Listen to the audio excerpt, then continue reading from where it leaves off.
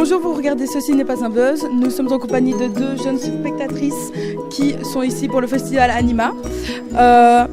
Bonsoir. Avez-vous vu les courts-métrages d'aujourd'hui? Alors non, on n'a pas encore vu les courts-métrages, on y va dans 1 heure. Est-ce que c'est la première fois que vous venez au festival Anima? Moi oui. Moi non. Moi je suis venue déjà l'année dernière où j'avais présenté un film sur lequel j'avais travaillé. Ah, c'est super, et donc quel film avez-vous présenté? Alors c'était un court-métrage d'une étudiante de la Cambre, d'une ancienne étudiante de la Cambre. Et moi j'avais fait le montage son et le film s'appelait Higher. Après avoir vécu le festival de l'intérieur, que pouvez-vous dire sur ce festival, sur Anima en général? Sur Anima en général, c'est très très riche en émotions. Voilà, c'est convivial, c'est agréable, le lieu est chouette, on se sent bien. Et c'est toujours chouette de pouvoir voir une sélection de films assez variés. Si vous deviez conseiller le festival à votre ami, quel argument sortiriez-vous? Venir en festival, déjà, c'est souvent une occasion de voir des choses très très variées, très différentes. Là, il y a des longs métrages, des courts métrages. Je pense surtout pour les courts métrages en fait, parce que les gens ont moins l'habitude d'en voir. Donc je trouve ça chouette. Et dans une même séance, tu peux voir vraiment des choses extrêmement différentes. Que retenez-vous de Anima dans le terme de l'atmosphère? Ça sent la crêpe. Merci beaucoup en tout cas et passez une excellente soirée.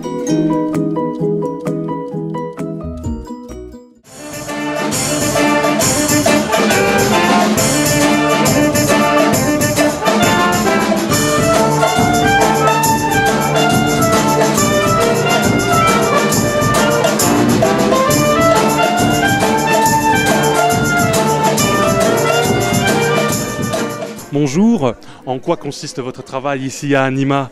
Eh bien, nous animons. Ce qui se passe, c'est qu'on nous a demandé de faire un peu d'animation musicale pendant les pauses entre les films. Et donc, on a décidé d'assurer ce soir. J'ai vu que vous étiez accompagnée d'un groupe de femmes. Est-ce que vous faites de la musique toute seule ou vous êtes toujours en groupe? Alors, moi, donc, je joue dans Pas ce soir chérie. C'est un groupe qui a maintenant 15 ans. Ça fait 15 ans qu'effectivement un groupe de femmes s'est rassemblé et a décidé de faire de la musique en fanfare, donc porter son instrument, le jouer sans électricité, c'est le but des fanfares. Et donc, voilà, c'est effectivement, je ne suis pas toute seule, je ne pourrais pas jouer toute seule. Où pouvons-nous trouver vos spectacles? Alors facile, pascesoirchérie.be, et on a aussi un Facebook que vous pouvez liker, Pas ce soir chérie, voilà quoi. Comment définiriez-vous votre style musical? Alors notre style musical est empreint de souvenirs, c'est-à-dire que nous avons une culture musicale années 80, 90, 2000 et maintenant 2010, et donc on voyage à travers tous ces tubes interplanétaires liés à la musique qu'on a écoutée.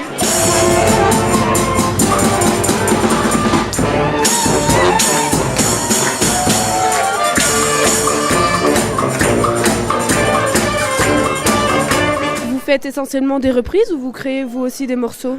Quelle bonne question. Alors effectivement, on a pour amuser les gens toute une série de reprises cocasses, mais par contre, il y a des gens qui nous écrivent des petits morceaux, des amis à nous, et alors là, ce sont des compositions qu'on a un plaisir fou à jouer, parce qu'effectivement, c'est de la compo de nos potes, et donc voilà, c'est ça qui compte.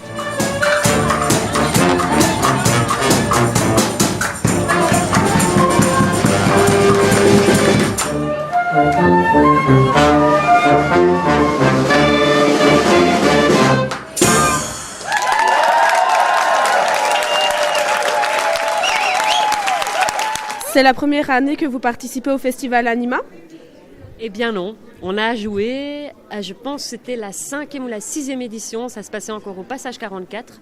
Et donc comme maintenant ce festival est devenu avec une renommée un peu croissante et tout ça, on est hyper fiers de venir jouer ici. Mais ouais, effectivement, on était là dans ses débuts. Je vois que vous êtes habillée tout en rose. Est-ce que c'est le thème de votre groupe ou vous changez à chaque spectacle? Eh bien, on a mis à peu près 2 ans à stabiliser cette couleur. Parce qu'au début, on était en rouge à fleurs, un petit truc un peu plus sympa, un peu passe-partout. Et en fait, on s'est dit, mais au fait, pas ce soir chérie, c'est vrai, on n'est que des filles. À un moment donné, on nous a posé que la question, mais pourquoi vous êtes que des filles, blablabla. Et il y a une petite revendication là derrière. Il y a effectivement, du coup, rose égale fille, mais en même temps, on a envie de...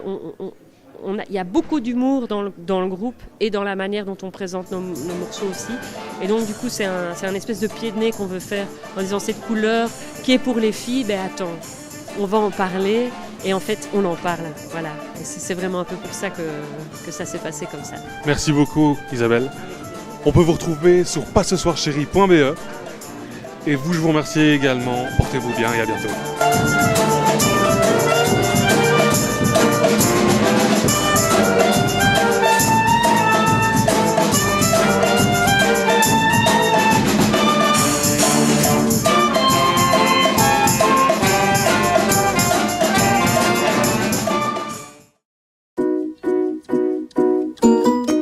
Bonjour, vous regardez Ceci n'est pas un buzz et nous sommes avec le jury international du Festival d'animation de Bruxelles. Pourquoi l'animation et pas un autre style de film ? En fait, c'est une question qui devrait même pas se poser. C'est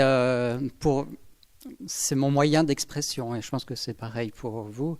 C'est assez naturel que, je ne sais pas, si j'étais musicien, je ferais de la musique. Et il se trouve que je ne suis pas musicien. Par contre, j'arrive à m'exprimer en dessinant ou en faisant des petits personnages en pâte à modeler ou je ne sais quoi. Donc voilà, c'est juste ma manière de faire et faire autre chose, ça serait pas vraiment moi, en fait. Je fais l'animation parce que c'est un monde, on peut créer un monde en entier. On peut faire le son, des personnages, une histoire, la musique et tout ensemble. On peut créer tout ça. Alors, c'est très intéressant pour moi d'avoir toutes sortes de possibilités en animation. Alors, et je dessine, alors c'est naturel pour moi. Peut-être j'ajoute une petite chose. Je crois qu'on a un petit peu, moi, dans mon cas, j'ai un petit peu un côté folie, si vous voulez, parce que c'est un processus assez complexe, beaucoup de travail pour faire un seconde d'animation. Et donc, je crois que les gens comme moi qui font l'animation, c'est une passion, mais on se perd un peu dans cette passion, dans ce processus, que des fois, pour arriver à la fin, on doit beaucoup travailler. Mais à la fin, quand on regarde le film, c'est le film et on oublie tout ça. Avez-vous vu une certaine évolution dans le niveau de l'animation des films ? Moi, je pense pour moi, oui, il y avait toujours une évolution dans les sujets, dans les différentes sensibilités qui changent. Quand notre société change, nos films changent aussi. Les choses qui nous intéressent changent. Plus c'est l'ordinateur qui a changé mon travail et ça ouvre beaucoup plus de possibilités pour moi de faire plus des choses différentes. Alors pour moi, je travaille beaucoup avec les ordi. Avant ça, j'ai travaillé à la main, sur le papier et oui, ça ouvre beaucoup de possibilités maintenant. C'est sans limite. Oui, il y a une évolution aussi dans... Alors oui, la technique, c'est sûr, l'ordinateur a vraiment un rôle super important maintenant à jouer. Et malgré tout, moi, personnellement, je continue à faire des films qui sont aussi très fabriqués main, sans trop l'aide d'ordinateur. Ce qui a aussi beaucoup changé maintenant, c'est l'accès que tout le monde a pour faire des films d'animation. Parce qu'il y a 20 ans, je sais que c'était beaucoup plus difficile, parce que beaucoup moins connu que maintenant, le travail de cinéma d'animation. Maintenant, il y a beaucoup d'écoles, il y a beaucoup de logiciels très faciles à utiliser qui permettent d'essayer des choses, de tester. Donc c'est quand même plus ouvert à tout le monde. Je pense que pour moi, c'est une des grandes différences par rapport à quand j'ai commencé, en tout cas. Même si les techniques changent, même si la façon de faire change, ce que les réalisateurs, je crois qu'ils cherchent, c'est toujours... de se réinventer, de trouver des réponses pour des mystères, pour la relation entre les humains avec la nature, enfin tout ce qui sont les mystères de la vie. Je crois que c'est ça qui nous attire. Et si on regarde les films de Charlie Chaplin, on voyait déjà ça. Donc les thèmes les plus profonds et les plus importants, je crois qu'ils sont toujours dans l'art, dans la création. Et ça, je crois que ça ne change pas tellement. peut-être il y a des changements parce que la technologie et la façon de vivre, ça a beaucoup changé. Mais voilà, le plus important, je crois qu'il est là. Est-ce que vous trouvez que c'est très important la musique dans les courts-métrages? La musique, souvent, je commence un film avec la musique. J'ai rien que la musique et je fais l'animation avec la musique. Et la musique, dans un sens, me dire quoi faire. Alors, j'ai fait plusieurs films comme ça. Et aussi, la musique est très importante. L'expérience du film, ça peut changer beaucoup. On peut mettre toutes sortes de différentes sortes de musique avec un film et ça change le feeling du film beaucoup. Oui, c'est très important, mais en fait, c'est le son du film qui est très important. Parce qu'on peut aussi faire des films sans musique. Moi, j'en ai fait un qui était très court, qui dure à peu près 1 minute 30, où il n'y a pas de musique, c'est que des bruitages. Et c'est aussi important, finalement, que de mettre... Enfin, j'essaie d'être plus clair, mais mettre de la musique ou ne pas en mettre, c'est des choix qu'on peut faire. Et la musique a son importance. Quand on voit une scène et que la musique commence, ça va donner de l'importance à ce qu'on est en train de voir. Mais aussi, quand la musique s'arrête, ça va aussi mettre de l'importance au moment où la musique s'arrête. Donc, oui, elle a vraiment un rôle à jouer. Des fois, moi, je suis gêné, c'est quand il y a trop de musique, où je trouve qu'elle vient envahir l'image. Et c'est pour ça que j'aime jongler avec les moments où il y en a et où il n'y en a pas. Pour moi, la musique, si on compare la musique avec le bruitage, le son des pas et le chant des oiseaux, c'est l'émotion, c'est la partie émotionnelle du son. Il faut faire attention parce que si elle a un rôle très important, elle va occuper tout l'espace dans l'image. Et donc, ce que j'essaie toujours de faire dans mon film, c'est avant de mettre la musique, je mets le bruitage. Si le bruitage, ça suffit, je ne mets pas la musique. Est-ce que pour vous, les couleurs, c'est important? Alors oui, c'est important, les couleurs, mais j'ai aussi fait des films en noir et blanc, mais c'était volontaire de ma part. Je ne voulais pas qu'il y ait de couleurs exprès. J'ai fait d'autres films en couleurs, où là, je voulais qu'il y ait de la couleur. Alors ça a du sens, c'est un peu comme le choix de la musique, finalement. Mettre une musique joyeuse, par exemple, sur une scène, tu vas permettre aux spectateurs de ressentir des émotions différentes que si tu mettais une musique très triste. Et quand tu choisis de mettre de la couleur, c'est pareil, tu peux donner une impression d'une ambiance très chaleureuse, très chaude, où on se sent bien, ou alors tu peux choisir des couleurs très froides, des bleus, des verts, et puis rendre la scène très... pas désagréable, mais en tout cas où tu n'as pas très envie d'y être, et ça peut être ce que tu as envie de dire à ce moment-là. Donc le choix des couleurs est vraiment important si tu décides d'en mettre. Mais tu peux aussi ne pas vouloir mettre de couleurs exprès, et faire ton film en noir et blanc pour... Alors ouais, c'est pour une autre recherche. Alors je ne sais pas ce que veut dire exactement un film en noir et blanc, ce que ça évoque pour le spectateur. Il y a eu énormément de films en noir et blanc dans toute l'histoire du cinéma, et on ressent aussi beaucoup de choses sans l'aide des couleurs, quoi. Et c'est pour ça que je compare ça avec la musique aussi, parce que la musique vient apporter quelque chose en plus, la couleur aussi, mais on peut aussi faire sans. Qu'est-ce qui vous a poussé à vous tourner vers le monde du cinéma?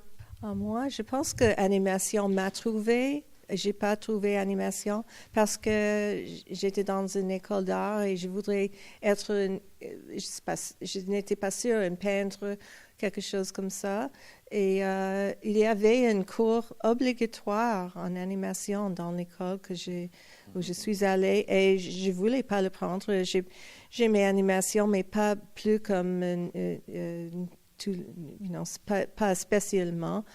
Mais la chose, c'est que j'ai trouvé une idée et c'était une bonne idée pour un film. Et le premier an, il faudrait faire un film. Alors, avec cette idée, tout est changé parce que j'ai réalisé que je peux utiliser mes intérêts en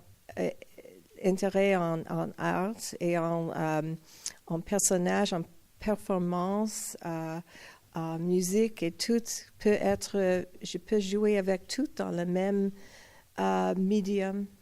Quand j'avais, je sais pas, 5 ans, 6 ans, et, au Portugal, il y avait un programme d'animation, s'appelait Vasco Grange. Et c'était le nom de la personne qui a présenté le programme qui a duré, je ne sais pas, peut-être 20 ans, 30 ans. Donc toute ma génération a grandi avec ce programme-là, qui c'était tous les samedis, après un programme pour l'agriculteur. Donc je voyais toujours la fin de ce programme d'agriculture et après il y avait l'animation. Et dans ce programme-là, c'était un programme d'une heure. Il montrait des films, des courts-métrages de tout le monde et de toutes les techniques des animations faites avec de l'ombre, des découpages, du sable, des marionnettes, des dessins, la peinture. Et moi, j'étais un peu passionné par ce monde tellement grand et tellement extraordinaire et riche. Au contraire des films de Disney, qui à l'époque c'était très connu, mais c'était un peu toujours le même univers. Et donc, je crois que j'étais un peu... C'est ça qui m'a toujours interrogé. J'ai cherché ça dans toute ma vie. Où est-ce que je peux faire des choses qui sont assez diverses et assez intéressantes. Dans un court-métrage, est-ce qu'on comprend mieux l'histoire quand les personnages y parlent ou ça ne change pas? Tu sais, mes premiers films, je ne travaillais pas le dialogue parce que pour moi, c'était un défi de raconter des histoires sans mots. Et j'ai beaucoup aimé ça. Après, j'arrivais dans un film où c'était une famille avec des enfants. C'était une relation assez complexe. Donc, il y avait beaucoup de dialogues. Et donc, j'ai exagéré les dialogues. J'ai vraiment arrivé à utiliser les dialogues jusqu'à la limite. Et maintenant, je pense le mieux, c'est un bon équilibre. Et c'est comme la musique. Si j'arrive à raconter une histoire sans dialogue, je préfère la raconter. Déjà parce qu'elle est plus universelle. Tout le monde peut le voir. Même les Martiens, un jour, si on les reconnaît, ils peuvent voir des films faits sans mots. Et parce que ça nous oblige, comme réalisateurs, à trouver des solutions visuelles, des solutions qui sont des réactions, un regard. Et ça, pour moi, c'est un défi très intéressant dans la création. Alors moi, tous mes films, il y a une voix. Alors des fois, elle est très très peu présente, mais malgré tout, elle arrive. Et je m'en prive pas, en fait. Les histoires que je raconte, il y avait besoin qu'il y ait ça, et j'ai pas essayé de l'enlever, vu qu'il y en avait besoin. Et des fois, j'ai le sentiment qu'on essaie un peu trop de faire des films sans dialogue. Du coup, on a des personnages qui font plein de petits bruits, et moi, ça me gêne au bout d'un moment. Ils font plein de petits oh, ah, et alors je me dis, mais pourquoi ils parlent pas, du coup? Et ça me gêne. Alors, voilà, moi, je sais que les dialogues, j'aime bien. En général, au moment du scénario, il y en a souvent beaucoup dans ce que j'écris. Et par contre, après, j'en enlève plein.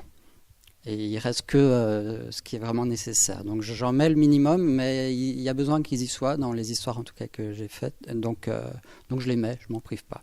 Et c'est vrai que ça peut être compliqué parce qu'après les films voyagent et les films seront en français, ceux que je fais. Donc il faut mettre des sous-titres ou alors il y a quelqu'un qui pendant la projection parle, dit le dialogue en même temps que, mais dans la langue du pays. Donc des fois, voilà, ça complique un petit peu les projections, mais bon. Voilà, c'était Ceci n'est pas un buzz en partenariat avec Ouf TV. Je voudrais vous remercier, madame, messieurs, membres du jury de Anima. Voilà, merci à vous et portez-vous bien.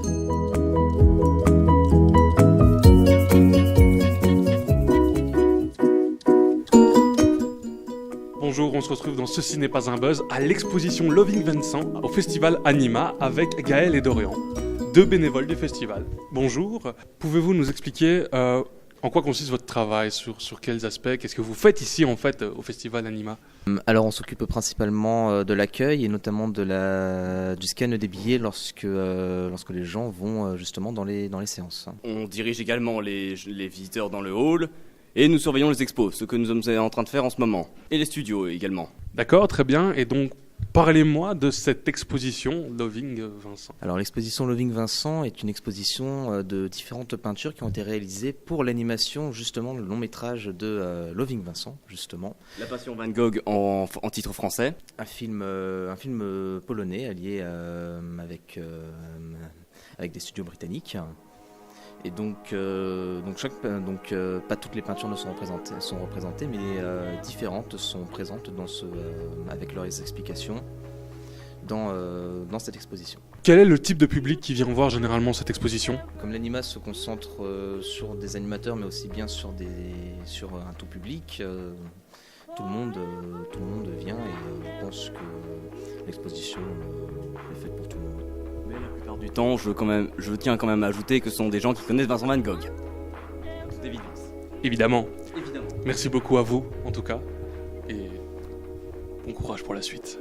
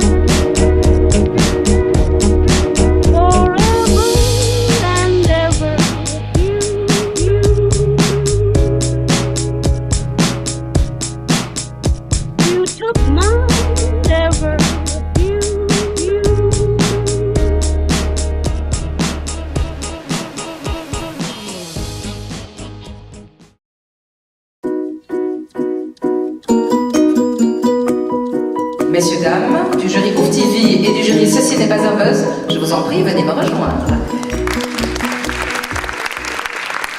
Ils sont accompagnés de Mathieu Joly pour Ceci n'est pas un buzz et Marie Bourguignon pour Ouf TV.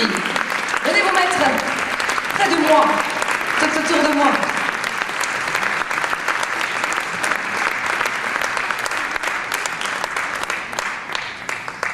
Mathieu, je pense que c'est à vous que revient l'honneur d'ouvrir la parole. Je vais mettre parmi vous, parce que je ne vais pas mettre devant, ça ne se fait pas ça. Voilà. Bonsoir, je représente ce soir Ceci n'est pas un buzz. Donc c'est une web TV qui donne l'occasion à des jeunes de se frotter au métier de journalisme pour des grands événements culturels, et comme ce soir à Anima. Et donc si vous voulez voir à quoi ça ressemble, puisqu'en plus on a fâcheuse tendance à tout filmer, venez voir sur ceci n'est pas un buzz.be, vous pourrez voir le travail de nos jeunes. En attendant, depuis 2 ans, on a le privilège de partager un prix avec Ouf TV.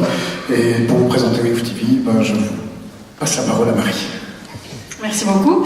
Voilà, donc Ouf TV, c'est le label jeunesse de la RTBF, une plateforme multimédia que l'on retrouve donc en télévision, sur la 3, sur le web, sur les réseaux sociaux.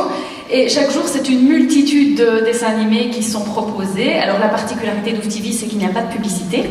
Et puis Ouf TV, c'est aussi un JT pour enfants, c'est les news pour lesquels moi je travaille. Donc c'est un JT de 6 minutes qui est destiné aux plus jeunes et dans les codes qu'ils connaissent, puisque ce sont les codes des youtubeurs. Voilà. Merci, merci à tous les deux en tout cas d'avoir présenté le programme. Et je pense que ceci n'est pas un buzz qui va ouvrir le bal avec une mention spéciale.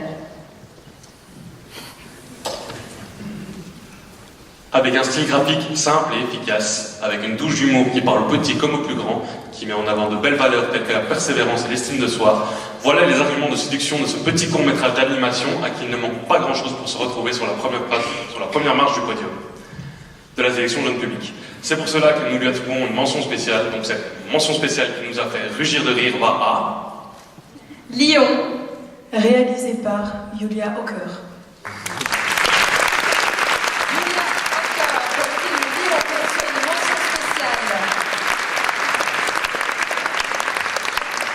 Et puis maintenant, il y a le prix du meilleur film pour enfants, le meilleur court-métrage, sélectionné par notre jury ici, Ouf TV. C'est vous qui allez l'annoncer. C'est toi qui commence? Nous avons sélectionné le court-métrage pour le prix jeunesse, La boîte, réalisé par l'équipe du studio Les Aviateurs. Elliot Belros, Carole Vazier, Loïcia Lagillier, Aloïs Maté, Juliette Perret et Johan Rivet.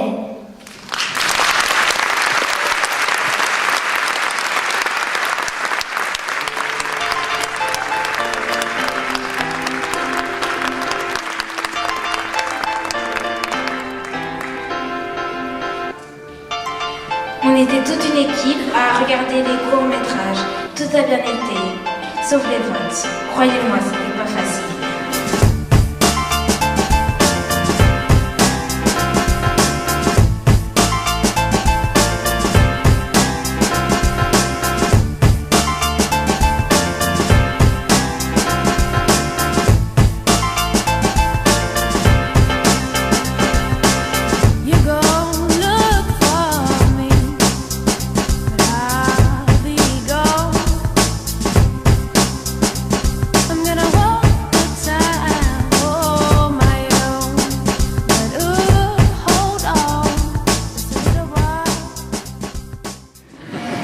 Ce qui nous a plu, c'est d'abord le fait que l'histoire est belle et surtout très drôle. Ça raconte une histoire d'amitié et d'entraide entre une souris et une personne âgée. On a beaucoup apprécié les dessins qui sont très beaux et originaux. Et aussi les couleurs très pétillantes.